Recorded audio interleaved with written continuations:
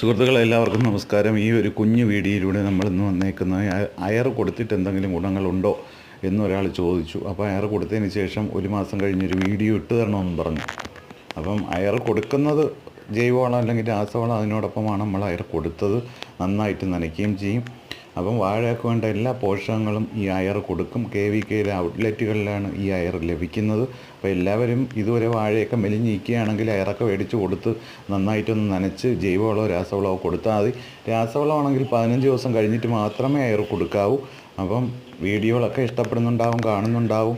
അയറുമായി ബന്ധപ്പെട്ട ഈ ചെറിയ വീഡിയോയുടെ ഫുൾ രൂപം നമ്മൾ കൊടുക്കുന്നുണ്ട്.